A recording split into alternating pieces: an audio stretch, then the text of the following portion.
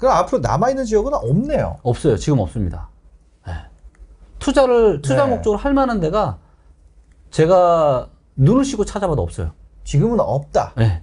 네. 네, 없습니다. 근데 저렴의 기회가 올 수 있어요. 왜요? 앞으로 1년에서 2년 안 사이에. 네. 상대적인 저평가라고 이야기했던 이 지역들이 있죠. 네네. 자, 인구 15만 명 이상인 지역 중에서 투자 네. 점수가 제일 좋은 데가 어디냐? 지금 거제. 그 다음에 창원시 진해구, 네. 당진시 이런 데입니다. 네, 거제, 진해, 당진 이런 데가. 그렇죠. 네, 그래서 누르면 네. 이제 거제가 이제 73.1점으로 네. 굉장히 이제 높고요. 네. 그래서 흐름을 보면 이제 최근에 이제 고현동이 이쪽에 이제 대장 지역이에요. 평당 네네. 가격이 제일 비싸고 그래서 네. 보시는 것처럼 계속 이제 올라가고 있고 이게 이제 바닥을 언제 찍었냐면 이제 2020년 한 중순 정도에 네. 초중반에 바닥 찍고 지금 계속 올라오고 있는 이런 상황이고요.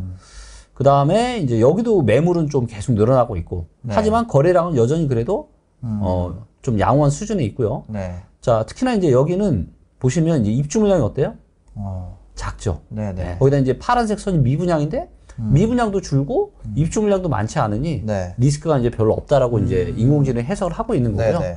근데 이제 다만 이제 인구수가 계속 줄어들고 있어요. 이제 요 파란색 선이 인구수인데 인구수가 계속 네. 줄어들고 있고 하지만 고현동, 옥포동, 상동동 여기 같은 경우는 어때요? 인구가 줄어드는 게 다른 데보다 약하죠. 네네. 근데 일자리는 어때요? 많이 느네. 많이 늘고 있죠. 네네. 아주동 같은 경우는 일자리가 아주 많이 네네. 하락하고 있죠, 여기는. 네네. 네, 그래서 이런 데이터들을 좀 보시면서 거제에 하시더라도 내가 어디에 할지를 네. 그래서 이런 일자리가 좀 늘어나는 이런 지역들을 하시면 좋을 거고 네. 또 여기 이제 보시면 평균 연봉이 또 얼마 되는지 그래서 네. 보시면 아주동이 평균 연봉이 제일 높네요. 네네네. 그죠?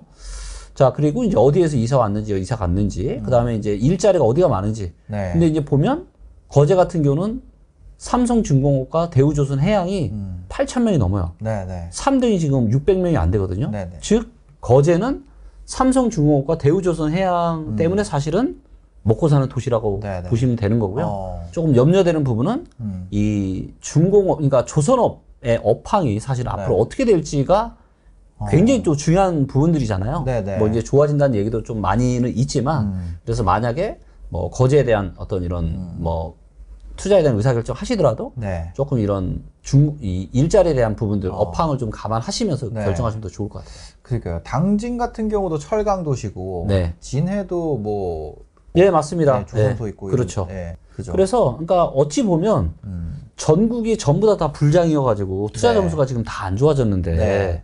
여기만 좋다라는 거는 또 반대로 남들 다 좋을 때 못 올라간 거는 또 다 네. 이유가 있지 않겠습니까? 그죠. 네, 그래서 그런 부분들을 또 같이 좀 감안을 하시면서 네. 그럼 영원한 저평가일 수도 있잖아요. 그러면. 그럴 수 있죠. 네, 예를 그럴 수 들어서 있어요. 뭐 이런 걸로 따지면 과거에 광산이 잘 안 될 때 태백 같은 경우는 계속 네. 저평가였을 거 아니에요. 그렇죠. 예. 그래서 또 만든 게 뭐냐면 이 가격 상승임 지수라는 게 네네. 있습니다. 예. 자, 이게 뭐냐면 네. 자, 이걸 보니까 거제가 2등이죠. 네네. 가격 상승임 지수는 뭐냐면 투자 점수가 체크를 못하는 부분. 뭐냐면 인구수가 비슷한 도시예요. 인구수가 비슷한 도시인데 하나는 가격이 이만큼 올랐는데 하나는 이만큼밖에 못 올랐어요. 네네. 그럼 얘도 이만큼 올라갈 수 있는 여력이 있다라고 보고 그걸 데이터로 해서 이 가격 상승임 지수라는 걸 만든 겁니다. 그래서 예를 들면 뭐 부산의 해운대구랑 네. 대구의 수성구랑 얘네 둘은 좀 어떻게 보면 네. 좀 비슷비슷한 지역들이잖아요. 네. 근데 예를 들어서 부산 해운대가 이만큼 올랐어요. 네. 근데 대구 수성구 이만큼밖에 안 올랐어요. 그럼 사람들이 생각하는 거죠. 뭐야? 얘네들은 좀 비슷한데? 그래서 상승임 네. 지수가 높게 나오기 위해서는 다른 지역들이 올라줘야지 이게 그렇죠. 높아지는 맞습니다. 네. 거예요. 다른 데가 다 올라가고 얘만 남을수록 상승임 지수가 더 좋아지겠네요. 그렇죠. 맞습니다. 네. 근데 네네. 또 그것만 가지고는 판단하면 안 된다는 거죠. 네네네. 네. 왜냐하면 부동산에 영향을 미치는 데이터들이 상당히 많기 때문에 그러니까 상승임 지수만 가지고 또 보면 안 되고. 그렇죠. 그래서 또 아까 뭐라 그랬죠? 투자 점수도 봐야 되는 거고. 네. 실제로 이제 뭐 저희도 투자를 할 때는 이 리츠고를 가지고 투자 점수랑 가격 상승임 지수가 둘 다 좋은 그런 지역들. 근데 보시면 거제시랑 당진시가 둘 다 좋잖아요. 네네. 그렇다면 이 두 개 도시가 인구가 비슷한 다른 지역 대비해서 상당히 못 올랐구나. 여기는 저평가 그러니까 투자 점수도 좋으면서 상승임 네네. 지수도 좋으니까 괜찮겠다 이렇게 또 해보실 수 있는 거고. 네. 그 다음에 또 이제 이 전세 저평가 지수라는 게 있는데 전세를 투자 목적으로 하는 사람들은 아무도 없어요. 아, 그쵸, 그쵸. 그렇죠. 전세는 100% 실수요입니다. 그렇죠. 실수요대로 움직여요. 그러면 아파트 매매 가격도 실수요만큼 움직이는 게 맞겠죠. 네. 근데 실수요인 전세를 이만큼 올랐는데 매매가가 이만큼밖에 못 올랐어요. 네. 그러니까 실수요가 상승한 속도보다 매매가가 올라간 속도가 약해요. 네. 그러면 얘는 뭐예요? 갭이 줄겠죠. 저평가돼요. 매매가가 아직 불이 안 붙은 거죠. 네. 그 매매가 더 올라갈 수 있다라고 보는 거예요. 네, 네. 반대로 전세가 실수요는 이만큼 올랐는데 매매가가 이만큼 올랐어요. 네. 그러면 뭐예요? 매매가에 거품이 많이 껴있다라고 네. 이런 원리를 가지고 만든 게 이 전세 저평가 인덱스. 아. 그리고 얘가 장점은 네. 뭐냐? 서로 다른 도시를 비교할 수 있다. 그래서 보시면 1등이 어디냐면 서귀포시예요. 네, 네. 서귀포시. 어. 얘는 투자 점수가 안 좋지만 네. 전세 저평가 인덱스가 상당히 좋고 이제 입주 물량 공급 같은 경우가 너무 없죠. 네, 네. 그래서 이제 제주도 같은 경우는 아 이제 제주도 사셔도 됩니다라고 제가 얘기를 했던 거고요. 네, 네. 그래서 이런 여러 가지 어떤 부동산에 영향을 미치는 이런 데이터들을 보시면서 의사결정 네. 하시면 되게 좋을 것 같아요. 당진 같은 경우는 또 보시면 전세도 상위권이네요. 저평가잖아요. 네, 네. 근데 여기는 거제는 없죠. 네. 네, 거제는 없어요. 거제 한번 볼까요? 갑자기 궁금하네요, 제가. 마이너스네요. 네. 그러니까 이렇게 놓고 보면 거제는 조금 지금 전세가 지금 실수가 제대로 뒤를 받쳐주지 못하고 있는 거죠. 네. 그래서 이거 이제 투자 수요로 올라간 거네요. 그렇죠, 맞습니다. 투자 수요로 올라간 거예요. 어. 네. 그동안 워낙 많이 빠지기도 했고. 네. 네. 또 이렇게 보면 거제는 또 투자할 때가 아닌데. 이거는 사람 성향에 따라 좀 다른데요. 네, 네. 저는 이제 투자자로서는 굉장히 보수적인 투자자인데, 네. 저는 안 합니다. 왜냐면, 사람으로 따지면은, 뭐, 성격, 능력, 체력, 사람도 데이터로 쪼갤 수 있잖아요. 네, 네.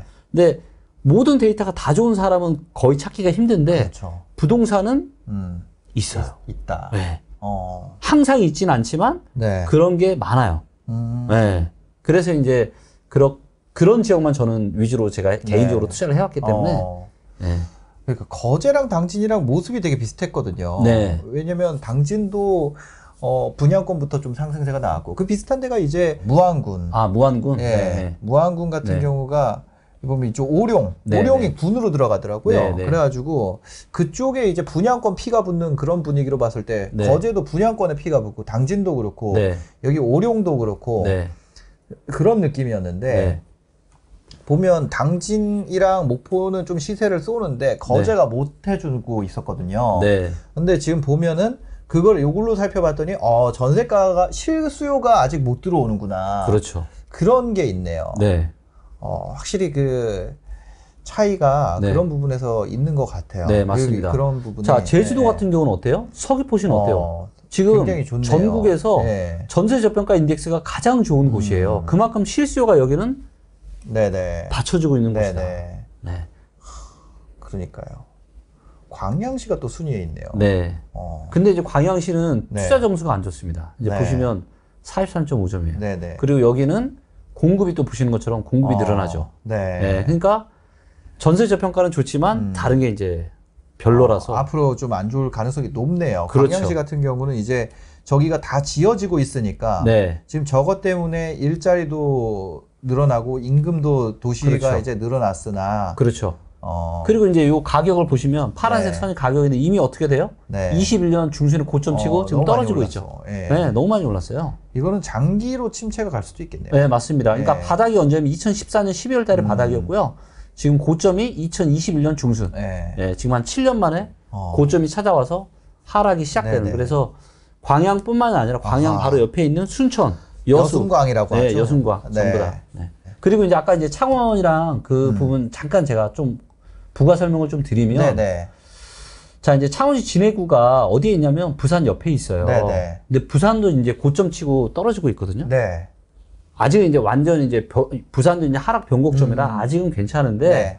조금 더 지나면 부산도 입주량이 계속 많아지고 네네. 부산도 올해 가을 내년 되면 어. 이제 분위기가 많이 안 좋아질 거예요. 네. 근데 이쪽 경남 지역의 대장이 부산인데 네. 부산이 안 좋아지면 창원에 어떤 영향을 미칠까요? 창원이 안 아무리 좋아지겠죠. 창원은 훨씬 동생이고 네. 부산이 훨씬 큰 형인데 네. 큰 형이 상황이 안 좋아. 영향은 미치겠죠. 영향 안 좋은 영향이 미치겠죠. 네네. 그렇기 때문에 사실 2019년 말이나 2020년 초중반 즉 네. 경남 시장이 바닥일 때는 제가 그때는 사셔도 돼요라고 과감하게 얘기했지만 네. 지금 시점에서는 옆에 있는 큰 형인 부산이 야. 지금 계속 위험한 상황으로 가고 네. 있기 때문에 이런 것들이 좀 안 좋은 영향을 미칠 거다. 그래서 그래서 부동산이 내 지역만 보지 말고 내 주변에 있는 이런 큰 지역들을 네. 같이 보면서 의사결정하시면 좋을 것 같습니다. 그렇게 보면 서울 같은 경우는 어떤가요? 지금 보면. 서울이요? 네. 서울은 이 전세 저평가 지수 이런 걸로 보면. 네. 자, 아. 1등이 잠깐만요. 1등이 마이너스. 자, 1등이 마이너스 42%예요. 네, 네. 1등이. 꼴등은 마이너스 86%. 노원구가 제일 안 좋네요. 네, 노원구가 지금 제일 안 좋고요. 제일 고평가돼 있다고 보면. 그렇죠. 맞습니다. 실제 네. 어떤 수요 대비해서. 이거 같은 경우는 노원구에 이제 재건축 맞습니다. 단지들이 많다 그렇죠. 보니까 맞아요. 이 지표가 이렇게 네. 더 안 좋게 나오는 그리고 거예요. 여기는 네. 가격이 상대적으로 비싸지 않다 보니까 사람들이 쉽게 또 네네. 이렇게 투자 목적으로 이렇게 막, 예. 그러다 보니까 네. 이제 실제 사용 가치는 전세 대비해서 말도 못하게 지금 네네. 고평가가 됐던 거죠. 네. 이런 중랑구가 이런 데 좀 잘 나올 것 같은데. 중랑구요? 네, 중랑구 별로 호재가 없어가지고. 중랑구, 60%네요. 마이너스 60%. 그래도 네. 안 좋네요. 네. 그리고 이거를 또 보는 방법이 연도수가 있는데, 네네. 지금 이걸 뭐 5년으로 보거나 4년으로 보거나, 네. 이거에 따라 조금씩 달라요. 해당 기간 동안 전세가 상승률이 다를 맞습니다. 거니까. 그렇죠. 예. 네. 근데 보통 4년에서 6년 정도를 세팅해서 이제 네네. 보는 게 제 경험상 맞더라고요. 네. 그렇습니다. 이거 말고 또 전세 저평가 지수 말고 네. 가격 상승 힘에서는 네. 경기도가 굉장히 좋네요. 또. 굉장히 좋죠. 네. 경기도 아까 안 좋다 그랬는데. 경기도는 워낙 사람이 또, 네. 사람이 많이 몰려드니까 인구수 세대수가 많을 거 아니에요. 네. 그거 감안하니까 괜찮은 거예요. 네. 하지만 투자 점수가 보시는 것처럼 너무 안 좋다. 투자 점수도 안 좋은데. 네. 근데 가격 상승 힘은 좋네요. 가격 상승이면 좋아요. 그리고 이제 이게 또 경기도에 어디냐에 네. 따라서 좀 많이 다르거든요. 그래서 경기도에서 지금 상승임 지수가 인구 네. 15만 명 이상 중에서 네. 제일 좋은 곳이 이제 광명, 용인시 기흥구, 네. 광주시, 구리시 이제 이런 데들이죠. 네. 네.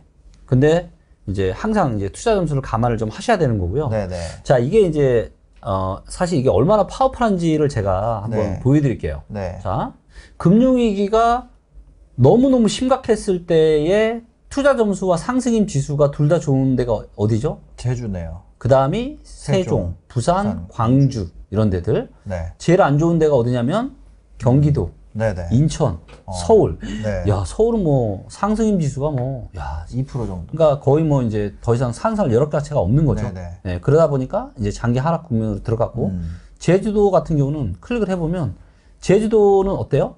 요게 이제 요 파란색이 제주도 이제 아파트 매매 가격인데 네. 이때가 바닥이었죠. 2008년, 9년이. 그러니까 이때에서 계속 올라갔겠죠.